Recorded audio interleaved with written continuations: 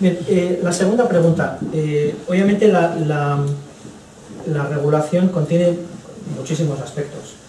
Y cuando se habla de cumplimiento normativo, lo mismo que en los proyectos siempre hay un path crítico, hay un camino crítico, ¿no?, que es el que te impide muchas veces llegar a tiempo.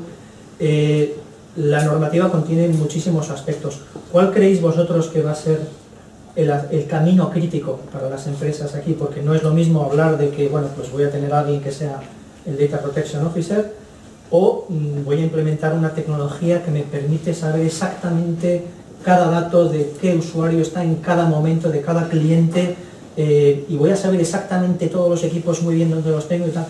¿Cuál es el camino crítico? Que es el no saber dónde están los datos. Nosotros, uno de los problemas que tienen, yo creo, muchísimas empresas es que no saben ni los equipos que tienen, no saben ni las impresoras que tienen en una organización medianamente grande, no saben ni quién se está conectando, a veces dónde, les falta una visibilidad en muchos aspectos, o es que les faltan medidas para proteger esos datos, con lo cual van a tener muchísimas incidencias que van a tener que reportar, van a tener que dar una información forense de exactamente quién ha accedido a qué datos, no cuentan con sistemas automatizados, que esta es una derivada de la primera. El tema del consentimiento expreso del usuario, esto desde un punto de vista de negocio trae mucha tela, ¿vale? Porque ahora por defecto muchas empresas no piden el consentimiento, es implícito, pero esto la ley exige que el consentimiento sea claro, que no sea ambiguo y que sea expreso.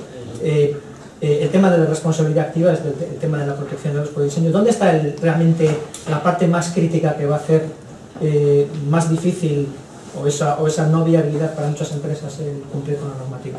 Yo muy rápido, porque quiero darles a ellos, ya que yo hablo mucho, la monitorización, o en este caso la no monitorización. Os recuerdo que la ley dice que si hay una fuga de información, tienes que declararlo ante la autoridad en las siguientes 72 horas. Es decir, si tengo una fuga de datos, autoridad, he sido hackeado, si lo sabes, aquí la clave, permitidme, ya digo, os robo solo un minuto y medio, es desde que lo sepas 72 horas. Consecuencia, y si no lo sé, ¿vale? Si no lo sé, no puedes decir algo que no lo sabes, pero eso abre otra puerta, que es, usted no lo sabía, ¿por qué? Porque ha sido negligente, porque no tenía las medidas adecuadas, porque por opacidad, y esa es mi respuesta. ¿Cuál es el camino crítico? Como no sé nada, entonces la no monitorización, esa es mi respuesta, la opacidad con la complejidad que la tecnología supone. O sea, quiero... Pero la pregunta iba más por... Vale, tú sabes que tú tienes que implementar una serie de medidas. Has hecho ese primer análisis, ¿vamos? ¿Cuál va a ser la parte más dura? Descubrimiento de la información. Descubrimiento de la información. Sí. Clasificación, que solemos llamar nosotros, ¿no? Clasificar la información de en cuántos lugares pone, pues eso, Ramsés Gallego, ¿no? A saber, eso es la parte más dura. Sí. Carlos. Sí, yo creo que primero tras ese descubrimiento tendría que ser la interconexión de todos los datos, porque al final si tú quieres gestionarlos, tienes que gestionarlos que sean coherentes entre sí, que no haya datos que no se contradigan entre sí, que realmente están en un punto en el que si tú quieres acceder a todos lo puedes hacer de una sola vez, y si tienes que borrarlos todos, los hagas de una sola vez y todos sean actualizados.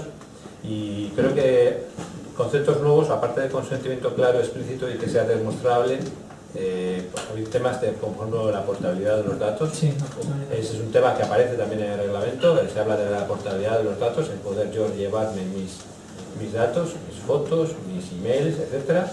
Eso es algo que no está, yo creo que no para nada preparado para las empresas. Y el tema también con el derecho al olvido también aparece, un poco para el tema lo recoge. Y la limitación al tratamiento, yo me puedo oponer no a que tengas mis datos, sino a los tratamientos excesivos de mis datos. Entonces, al final son un montón de conceptos que hay que volver a repensar todo lo que es la recopilación, como hasta ahora se hacía, recopilar datos por recopilar datos. Hay que mirar cada dato, lo necesitamos sí o no, por cuánto tiempo, es todo desde el diseño. Bueno, yo creo que sí, estoy completamente de acuerdo con los compañeros. Yo creo que lo que va a ser lo más difícil para la gran mayoría de las empresas es la base. Y sobre la base ya podemos tratar cosas muy concretas, pero sin tener esa base tratar el tema del consentimiento, tratar temas muy concretos, me parece un poco, no voy a decir absurdo, pero la base para mí es lo que la gran mayoría de las empresas les van a costar. Eso es lo que ha dicho Ramses, dónde lo tengo la información, por qué lo tengo ahí, quién tiene acceso. Entonces, un parte que es el descubrimiento de esos datos y ya después un análisis sobre el riesgo que suponen estos datos. Y a partir de eso ya, yo creo que eso es lo que se llama el Privacy Impact Assessment, sí. Que yo creo que esto es clave. Eso las empresas tienen que llegar a ese punto. Pero para llegar a ese punto de saber cuál es el impacto sobre sus datos, hay que saber dónde están. Entonces, yo creo que las dos partes están un poco ligadas. Hay que descubrir dónde tenemos todo, hay que categorizarlo, como ha dicho Ramses, y después hacer un análisis sobre ello.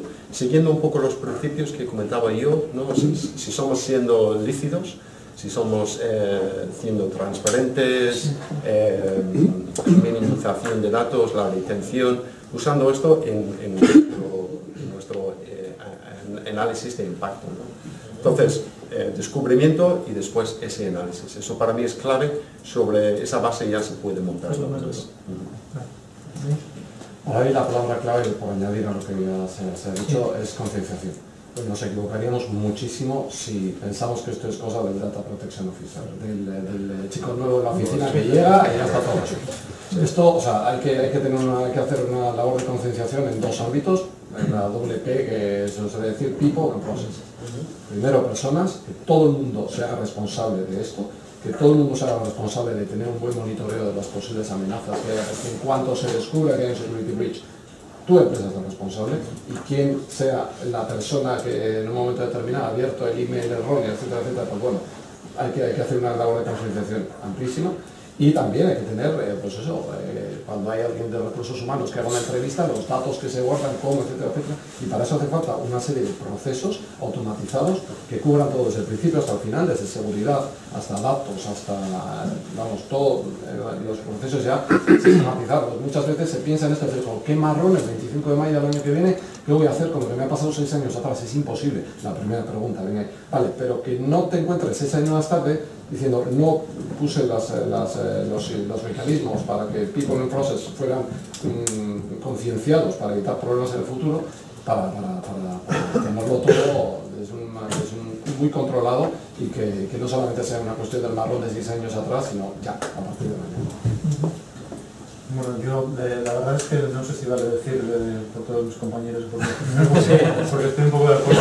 Un poco de debate tampoco yo realmente que las partes fundamentales, me ha gustado mucho de una de las diapositivas que os puedo dar al final, es ese plan, ¿no? Que no empieza por un plan waterfall de vamos a hacer esto, luego esto y al final el día X de mayo tenemos ya la gestión, sino que vamos a empezar por vamos a hacer un assessment, vamos a ver qué es lo que tenemos, vamos a hacer ese descubrimiento de la información, vamos a ver realmente de las informaciones que manejamos cuáles son susceptibles de, ¿no? Al final, como alguien me decía recientemente, cuando eres un martillo siempre piensas que todos son clavos. Yo soy de Information Security, pienso en Information Security y todo lo veo como assessments, entonces hay que sacar arriba cuáles son las informaciones relevantes, cuáles son los riesgos aceptables, qué vamos a hacer cuando esos riesgos ocurran, ¿no? Y luego relacionarlo con ese descubrimiento de todo esto que tenemos ya, qué nos falta para que podamos retroactivamente cubrir esa normativa hasta donde nos pida la norma, ¿no? Y hacia adelante, cómo vamos a automatizar todo eso, porque manualmente es absolutamente una locura, ¿no?